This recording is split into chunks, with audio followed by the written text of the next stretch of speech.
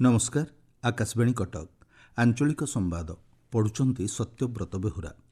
राष्ट्रपति द्रौपदी मुर्मू आज 2 दिनिया ओडिशा गस्तरे आसी अपराह्न भुवनेश्वर पहुंचे। ଏହି ଅବସରରେ ରାଷ୍ଟ୍ରପତି ଭୁବନେଶ୍ୱର ଏବଂ କଟକର ବିଭିନ୍ନ କାର୍ଯ୍ୟକ୍ରମରେ ଯୋଗଦେବେ। ଆଜି ରାଷ୍ଟ୍ରପତି ଭୁବନେଶ୍ୱରସ୍ଥିତ ଅଖିଳ ଭାରତୀୟ ଆୟୁର୍ବିଜ୍ଞାନ ସଂସ୍ଥାନ ଏମ୍ସର 5ମ ସମାବର୍ତ୍ତନ ସମାରୋହରେ ଅଂଶଗ୍ରହଣ କରିବେ। ରାଷ୍ଟ୍ରପତି ଶ୍ରୀମତୀ ମୁର୍ମୁ ଚଳିତ ବର୍ଷ 643 ଜଣ ସ୍ୱାସ୍ଥ୍ୟସେବା ବୃତ୍ତିଧାରୀଙ୍କୁ ଡିଗ୍ରୀ ପ୍ରଦାନ କରିବେ। ଏହାସହ 31 ଜଣ ମେଧାବୀ ଛାତ୍ରଛାତ୍ରୀଙ୍କୁ ମଧ୍ୟ ସ୍ୱର୍ଣ୍ଣପଦକ ପ୍ରଦାନ କରାଯିବ। କାର୍ଯ୍ୟକ୍ରମରେ ରାଜ୍ୟପାଳ ଡକ୍ଟର ହରିବାବୁ କମ୍ଭମପାଟି, ମୁଖ୍ୟମନ୍ତ୍ରୀ ମୋହନ ଚରଣ ମାଝୀ, କେନ୍ଦ୍ର ଶିକ୍ଷାମନ୍ତ୍ରୀ ଧର୍ମେନ୍ଦ୍ର ପ୍ରଧାନଙ୍କ ସମେତ ବହୁ ବରିଷ୍ଠ ନେତୃମଣ୍ଡଳୀ ଉପସ୍ଥିତ ରହିବେ ବୋଲି ଏମ୍ସର କାର୍ଯ୍ୟନିର୍ବାହୀ ନିର୍ଦ୍ଦେଶକ ପ୍ରଫେସର ଡାକ୍ତର ଆଶୁତୋଷ ବିଶ୍ୱାସ ସୂଚନା ଦେଇଛନ୍ତି। ଆସନ୍ତାକାଲି ପୂର୍ବାହ୍ନରେ କଟକ ରେଭେନ୍ସା ବିଶ୍ୱବିଦ୍ୟାଳୟର ତ୍ରୟୋଦଶ ବାର୍ଷିକ ସମାବର୍ତ୍ତନ ଉତ୍ସବରେ ଅତିଥି ଭାବରେ ଯୋଗଦାନ କରିବା ସହ ରାଷ୍ଟ୍ରପତି ରେଭେନ୍ସା ବାଳିକା ଉଚ୍ଚ ବିଦ୍ୟାଳୟର 3ଟି ଅଟ୍ଟାଳିକାର ପୁନଃ ବିକାଶ ପ୍ରକଳ୍ପର ଶିଳାନ୍ୟାସ କରିବେ।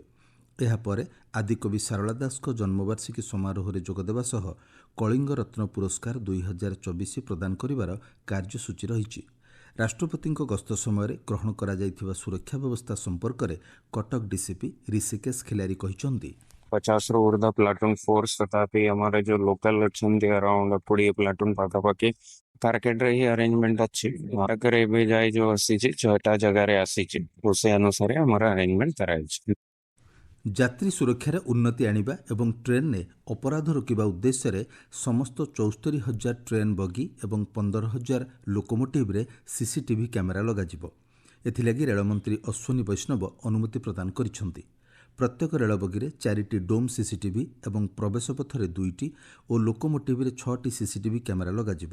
ଏହାଦ୍ୱାରା ଅପରାଧିକ ତତ୍ତ୍ୱମାନଙ୍କୁ ଚିହ୍ନଟ କରିବା ସହଜ ହେବ ବୋଲି କୁହାଯାଇଛି। ମୁଖ୍ୟମନ୍ତ୍ରୀଙ୍କ ଜନ ଅଭିଯୋଗ ଶୁଣାଣି ଆଜି ବନ୍ଦ ରହିବ। ପରବର୍ତ୍ତୀ ଅଭିଯୋଗ ଶୁଣାଣିର ତାରିଖ ଜନସାଧାରଣଙ୍କୁ ଗଣମାଧ୍ୟମ ଜରିଆରେ ଜଣାଇ ଦିଆଯିବ ବୋଲି ସାଧାରଣ ପ୍ରଶାସନ ଓ ଅଭିଯୋଗ ବିଭାଗ ପକ୍ଷରୁ ସୂଚନା ଦିଆଯାଇଛି। ଆଇନମନ୍ତ୍ରୀ ପୃଥ୍ୱୀରାଜ ହରିଚନ୍ଦନ କଟକ ଜିଲ୍ଲା ଅନ୍ତର୍ଗତ ମା କଟକ ଚଣ୍ଡୀ, ନୀଳମାଧବ, ମା ଚର୍ଚ୍ଚିକା, ଧବଳେଶ୍ୱର ଓ ଗୋପୀନାଥଜୀଉ ମନ୍ଦିର ଉନ୍ନୟନ ପ୍ରକଳ୍ପର ସମୀକ୍ଷା କରିଛନ୍ତି। ରାଜ୍ୟ ଅତିଥି ଭବନରେ ଅନୁଷ୍ଠିତ ବୈଠକରେ ମନ୍ତ୍ରୀ ଶ୍ରୀ ହରିଚନ୍ଦନ କଟକ ଚଣ୍ଡୀ ମନ୍ଦିର ସମେତ ନେମାଳସ୍ଥିତ ଅଚ୍ୟୁତାନନ୍ଦ ଗାଦି, ଗୋପୀନାଥଜୀଉ ମନ୍ଦିର, ନୀଳମାଧବ ଓ ଧବଳେଶ୍ୱରରେ ନିର୍ମାଣ କାର୍ଯ୍ୟକୁ ତ୍ୱରାନ୍ୱିତ କରିବା ସହ ପୁରାତନ ବୃକ୍ଷରାଜିର ସୁରକ୍ଷା ଉପରେ ଗୁରୁତ୍ୱ ଦେଇଛନ୍ତି। ମତ୍ସ୍ୟ ଓ ପ୍ରାଣୀ ସମ୍ପଦ ବିକାଶ ମନ୍ତ୍ରୀ ଗୋକୁଳାନନ୍ଦ ମଲ୍ଲିକ ପୁରୀ ଜିଲ୍ଲା ଡେଲାଙ୍ଗ ବାର୍ଡ ଫ୍ଲୁ ପ୍ରଭାବିତ ଅଞ୍ଚଳ ଗସ୍ତ କରି ସ୍ଥିତି ଅନୁଧ୍ୟାନ କରିଛନ୍ତି। ବାର୍ଡ ଫ୍ଲୁ ଦ୍ୱାରା କ୍ଷତିଗ୍ରସ୍ତ କୁକୁଡ଼ା ଚାଷୀମାନଙ୍କୁ କ୍ଷତିପୂରଣ ପ୍ରଦାନ ନେଇ ପଦକ୍ଷେପ ନିଆଯିବ ବୋଲି ମନ୍ତ୍ରୀ ଶ୍ରୀ ମଲ୍ଲିକ କହିଛନ୍ତି। ଗତ 2 ଦିନ ମଧ୍ୟରେ 5ଟି ଟିମ୍ ପ୍ରଭାବିତ ଅଞ୍ଚଳରେ 6,731ଟି କୁକୁଡ଼ା ନଷ୍ଟ କରିଥିବା ଜଣାପଡ଼ିଛି। ନିକଟବର୍ତ୍ତୀ ଅଞ୍ଚଳଗୁଡ଼ିକୁ ଯେଭଳି ଫ୍ଲୁ ନ ବ୍ୟାପିବ ସେ ନେଇ ପ୍ରଶାସନ ପକ୍ଷରୁ ସତର୍କତା ଅବଲମ୍ବନ କରାଯାଉଛି।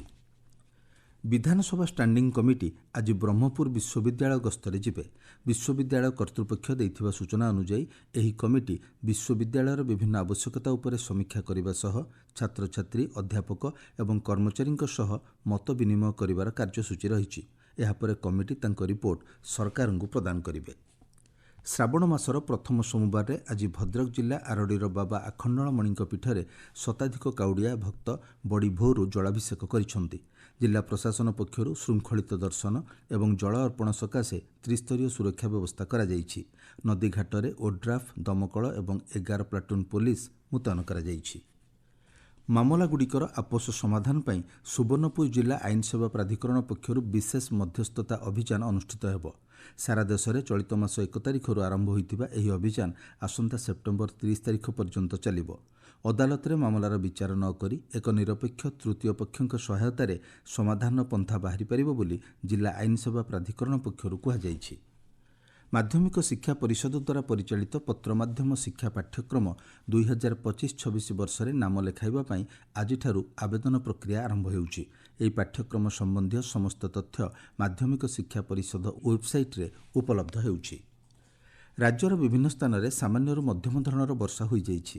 ଆସନ୍ତା 24 ଘଣ୍ଟା ମଧ୍ୟରେ ବଜ୍ରପାତ ସହ ପ୍ରବଳ ବର୍ଷା ନେଇ 19ଟି ଜିଲ୍ଲାକୁ ଭୁବନେଶ୍ୱରସ୍ଥିତ ଆଞ୍ଚଳିକ ପାଣିପାଗ କେନ୍ଦ୍ର ପକ୍ଷରୁ ସତର୍କ ସୂଚନା ଜାରି କରାଯାଇଛି। ମୟୂରଭଞ୍ଜ, କେନ୍ଦୁଝର, ସୁନ୍ଦରଗଡ଼, ସମ୍ବଲପୁର, ଝାରସୁଗୁଡ଼ା ଓ ବରଗଡ଼ ଜିଲ୍ଲାରେ ପ୍ରବଳରୁ ଅତି ପ୍ରବଳ ବର୍ଷା ହେବା ନେଇ ପାଣିପାଗ ବିଭାଗ ଅନୁମାନ କରିଛି। ହୀରାକୁଦ ଜଳଭଣ୍ଡାରରେ ଆଜି ସକାଳ 6ଟା ସୁଦ୍ଧା ଜଳସ୍ତର 606.87 ଫୁଟ ରହିଛି। ଜଳଭଣ୍ଡାର ମଧ୍ୟକୁ ପ୍ରତି ସେକେଣ୍ଡରେ 1,16,456 ଘନଫୁଟ ଜଳ ପ୍ରବେଶ କରୁଥିବା ବେଳେ 96,039 ଘନଫୁଟ ଜଳ 4ଟି ସ୍ଲୁଇସ୍ ଗେଟ୍ ଦେଇ ମହାନଦୀକୁ ନିଷ୍କାସିତ ହେଉଛି। ଆଞ୍ଚଳିକ ସମ୍ବାଦ ବର୍ତ୍ତମାନ ପାଇଁ ଏତିକି। ପରବର୍ତ୍ତୀ ଆଞ୍ଚଳିକ ସମ୍ବାଦ ଶୁଣିପାରିବେ ଅପରାହ୍ନ 2ଟା 32 ମିନିଟ୍ରେ।